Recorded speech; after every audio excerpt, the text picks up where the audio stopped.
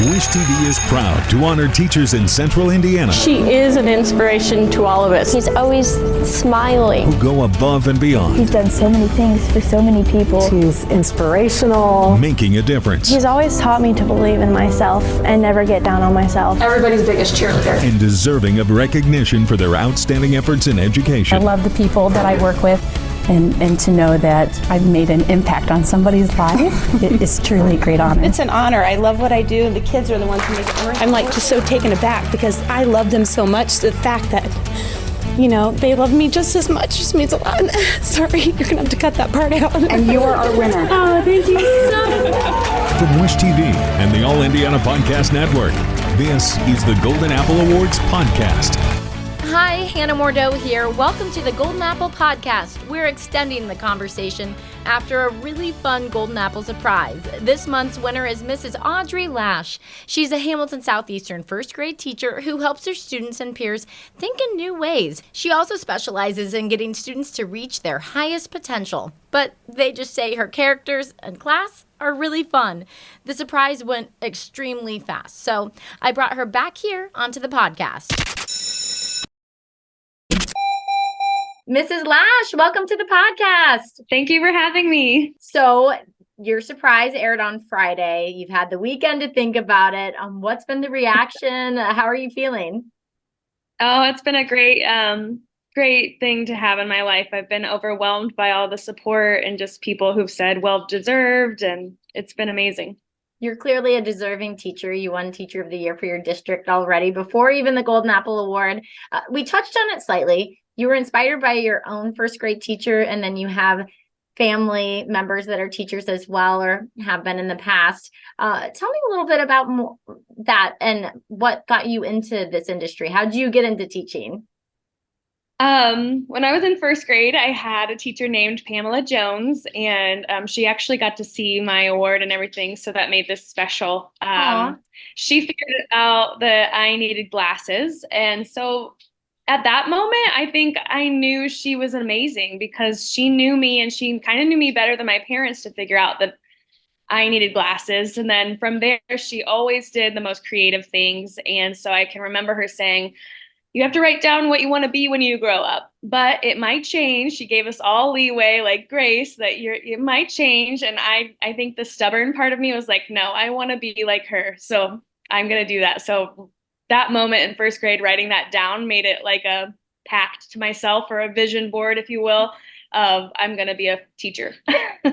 That's amazing. So. Well, you've clearly been successful at it. What are some of the things you do that really engage your students in your classroom? When you think about teaching, especially now, and trying to get their attention, and YouTube has their attention, it's really a performance. Like I'm a performer. I am, when you scheduled this meeting, I was like, I'm going to have to take half day because I literally, if you thought I was a performer, I have to be on stage from 7:40 to 10:30, and I need to engage them. So I need to have all of the facial expressions. I need to have all the song and dance, literally and figuratively. And that means putting on costumes and things and just engaging them in the learning in a fun way. Well, thank you for taking the time out of your busy schedule to talk to us. But yeah, I could kind of tell from even being in your classroom for a little bit, the way you engage with it's first grade. So you have to really also get down to their level. But the kids said what they loved the most, at least when they were talking to me, was they all just kept bringing up Fancy Nancy Boss Battle. And like they remember the games and how you incorporate the characters into it. Even Pokemon was one of them. I'm not sure the game that surrounded that. But how do you come up with these things? I really like one of the students said, when you said, what's your secret on the video? I said, I was like, I don't know what my secret is. And they said, my students. So it's them, getting to know them and what they like. So if they like Pokemon, this year I have 14 boys out of 21 kids. They all love Pokemon. So to kind of be relatable and trustworthy, I have to show them that I know what they're about too. But with the Fancy Nancy thing, it all spurred from 1 year of needing to teach kids what vocabulary was in a fun and engaging way. And I knew all of my students loved gaming on indoor recess. So I took that idea and kind of gamified a vocabulary unit, meaning I made badges for them experiencing lessons. I be a part teams, and then their experience points turned into health points, just like a video game. And then Fancy Nancy was the boss battle. So taking what they love and then turning it into something that seems fun along the way is what I do. That sounds amazing. I remember the kids also talking about you made them think about characters differently. Maybe not just the good characters in a story, but you made them think about maybe why was a quote unquote bad character acting this way? Why do you do that? How do you do that? What's the reason behind something like that? I really try to think about, people think of education of things that come and go, but there are also stuff that stays and themes that stay and themes that are timeless. So to me, curiosity is timeless and critical thinking is timeless. So when I'm doing fairy tales, I don't want to just show them a character. I want them to critically think about the story and say, I'm smarter than this character, or I can see this from both sides. So before you even, showed us the nomination, we had done a mock trial of the Goldilocks versus the Three Bears, and we had to decide who was right and who was wrong. But to have them have that mock trial, now that we read every other book after that, they're like, oh, we've got to listen to both sides. And I think that's timeless. I mean, even as a parent, you want to say, even as a mom, I have to listen to both of my kids and hear both sides of the story. So this is purposeful work saying we're going to listen to both sides. I feel that. I have two little kids too, so I know where you're coming from. Speaking of that, you have two kids that go to your same school. How do you think that has helped shape you as a teacher, and then maybe knowing things from the parent side too? It's definitely given me some mom guilt. I know that's like surprised to say, but I want the best for them, but I also don't want to put teaching above them as well. So I want to make sure that I'm always thinking about them and how their learning goes. But they've definitely both taught me that even though you have two kids in the same household, they're going to be different. So when you have 21 students in your class, they're all going to be different. They all come with their strengths and things they need to work on, even if they're in an advanced course. And so my kids have shown me what they love in their teachers too. So it's really helped me respect their teachers and the educators around me. Oh, that's so interesting. You were nominated by a parent, so they truly think highly of you. Why is that parent and teacher relationship so important, and how can parents better help teachers? I think it's important because we do see them so long in a day. I tell my students, we see each other for 7 hours, so we're like a family. We're gonna know things, just like my first grade teacher figured out before my parents that I needed glasses. I think that parent-teacher relationship is important because sometimes another eye on it can help us see something different that's happening. So it's really important to me to be always proactive in letting parents know what I'm teaching and then getting their feedback or getting them to come in the classroom, as we do fairy tale lawyers where we defend a villain in our classroom, like Jack and the Beanstalk, that we'll need parents and other people of the community to help us decide if our opinion writing was persuasive enough. That's wonderful. You sent me a little clip from some of your character reading when you were in the pandemic and had to be virtual. How did you manage through that? Yes. And it sounds like you were quite successful. What was that time like? It was interesting. I mean, I have a funny story of just sitting at my table Zooming with my students and seeing my son, who was 2, crawling into the refrigerator and poking his head out. He had actually gotten in the refrigerator. So it was a wild juggling. I mean, teaching is already a juggling act, but it was wild to have your own kids at home while you're putting both emphasis on your kids and the students. I cannot imagine. That is a lot. How did you still manage to make engage the first graders? I have a 5-year-old, so she's not in first grade yet. Yeah. But I have often thought, wow, I was lucky with her age being she was younger and in daycare still when the pandemic started. And I can't imagine what it had to be like doing class with first graders at a computer. Seems like maybe one of the hardest ages to have gone through that with. Yes. How did you handle that? And it sounds like you were very successful at it, even with all the trying times and parts of it. Yeah. I just knew that I had to translate what I did in the classroom that was so engaging all those years before onto video. And I had to really think hard, how am I going to do this? Obviously, costumes are easy to do via video, but I had to figure out how to talk to them and be concise about it as well and engaging. So that was hard to, I mean, for me, I like to just talk all the time to them. So I needed to be concise, but engaging, and that was hard. But the costumes definitely helped. So putting on that witch's costume for a video, I didn't mind, because I knew that was one way to say, hey, oh, there's my video, because I was competing with any stimuli in the house, a Switch game, a TV. It was my competition, basically. I need you to still learn. So that's interesting to think too, that like you had to pause and have them speak. I didn't even think about that element of it. Now that you're back in the classroom and things are post-pandemic, back to normal, do you feel like you learned something from that time, or is it kind of back to where you were at pre-pandemic? I just think the kids are a little bit different now. They've been at home. So I am still competing with that stimuli, because now they're at school and they're away from that stimuli. So now it's like, oh, do I want to watch her? Get to the lesson, Mrs. Lash. And my students are very straightforward. They'll tell me if I'm being boring or not. So, at least they're honest.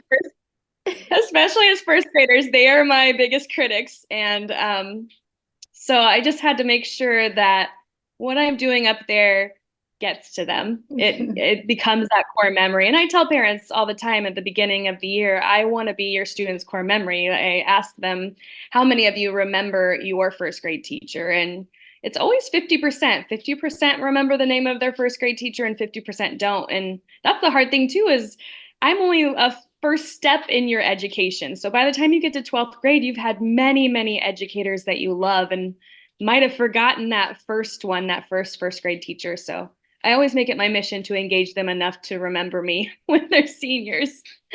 That's a great point. You made me think of who were my first grade teachers. I had two. I had Mrs. Leonard and Mrs. T. And you're right, they were engaging and you remember it. Okay, so your students are your biggest critics. I know this aired on Friday. Did any of them see it? What did they have to say? Oh, they've watched it. I think one of the most special moments when they were watching the video inside the classroom was them saying, so they were watching one of the videos of a former student saying that they were proud of me. And I looked down at Will. So during the video, I'm like looking down at Will and he says, I'm proud of you too.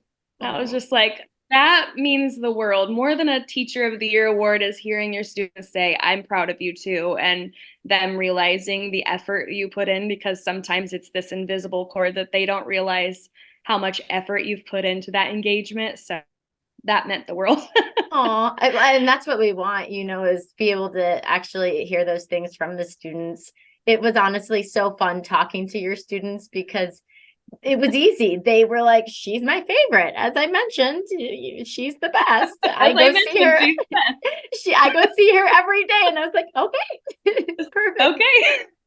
No, but I loved it. And they were so sweet. And you could genuinely see their care for you, which is, like I said, I have a almost first grader, and that's exactly what I would want as a parent. But I wanted to ask you about, so you're the high ability coordinator for your school. What is that exactly? It's more like a lead teacher. If you think about an orchestra or a choir and you're like the first chair, I'm a lead teacher that can go to district meetings with other lead teachers and talk about high ability instruction and how we lift the learning of our students that are already mastered something. So if you think about your student, and if they've mastered all the standards of that grade level, how are we going to push them and challenge them and grow the complexity of their learning? So as a lead teacher, I can bring the knowledge from the district back to our school. So it's kind of a liaison between what the district says and what our school wants to go forward with high ability. That's so interesting. I'd never really heard of high ability learners before this. So I'm still learning a whole lot, but it's really seeing that, okay, this child's thriving. Let's continue that course and find what works for them to continue challenging them. Yep. By Indiana laws, we test students in kindergarten and second grade and fifth grade for high ability achievement. through different tests besides NWEA. So we do COGAT and a survey called SIGS for parents and teachers, and really try to figure out what is happening for that student that's really outstanding. It's that giftedness that comes with their personality. This is a hard time though in education. We really need teachers. And I know a lot of people, especially in that first year, get discouraged and maybe stop teaching. What would you want other teachers to know, or maybe someone thinking about teaching? I just feel like they need to know that we as educators see that invisible cord. We know the effort going in, and it feels so good to have Wish TV 8 be that educator station, because we do notice. Talk to another teacher and find that best friend that helps keep you going. Find that person that says, come in my room and let's just chat for a second to get through this, because it is hard. And no one really understands it completely. My neighbors and my husband don't understand completely the weight and the gravity of our jobs. So I would just say keep at it and talk to someone. Find someone in your hallway. I'm always trying to find someone in the hallway to talk to, and even if it's the good things or the bad things. So we had one winner last school year, tell me that, and she'd been teaching for 30 years, but she said she quit after her first year. And then she worked at a law firm for like 2 years and then went back. But she said, that first year can be really hard and you need that support. And it just sounds like maybe all of us could support you guys too a little bit in the process. It seems like a really rewarding but hard job. Yes, yeah. I'm thankful for all of the supportive educators that I've had in my life, even Jill that was on the main video, because they keep you going. So if you don't have a support system like that, it's harder. Anything else before we let you go that we should know either about you or teachers in general? I just want to thank you for giving teachers a voice. I mean, being on this, I've always wanted to be like a teacher advocate. Teaching is who I am. I don't really want to be a principal. I want to be just that teacher that's memorable, but being a teacher advocate and saying that there are so many amazing teachers out there, like getting this award, I have that imposter syndrome because I just think of my kids' teachers. I think of all of the teachers that have helped me get to this point. My teaching is because of them, not because of the pandemic or any hardship. It's because I've watched them and wanted to be them. So that's what I would say about educators. Well, you deserve this. You're not an imposter. You deserve it for sure. Thank you so much. We appreciate it. Thank you. Mrs. Lash truly is humble, but an exceptional teacher who comes from a long line of teachers. Her father, grandfather, and grandmother were all teachers here in Central Indiana, so this is definitely a career she was born to be a part of. I'm Hannah Mordeau from Wish TV. Every month we take in your nominations for amazing teachers in Central Indiana who make a crucial difference in our children's lives. We hear their stories and surprise one winning teacher in class with a trophy, a school supply shopping spree to teachers' treasures, and a surprise visit from our News 8 team. And of course, a nomination video all about their hard work. So if you know a teacher deserving of recognition, tell us their story. We encourage students, parents, and colleagues to nominate teachers for their outstanding efforts in education. Get all of the details and nominate someone right now at wishtv.com. Then be sure to watch Wish TV every month to see the winning stories, or subscribe to the Golden Apple Awards podcast here on the All Indiana Podcast Network. The Wish TV Golden Apple Awards podcast. Nominate a teacher and learn more at wishtv.com now. Be sure to follow and subscribe to this podcast and discover even more great podcasts now on the All Indiana Podcast Network at allindianapodcastnetwork.com.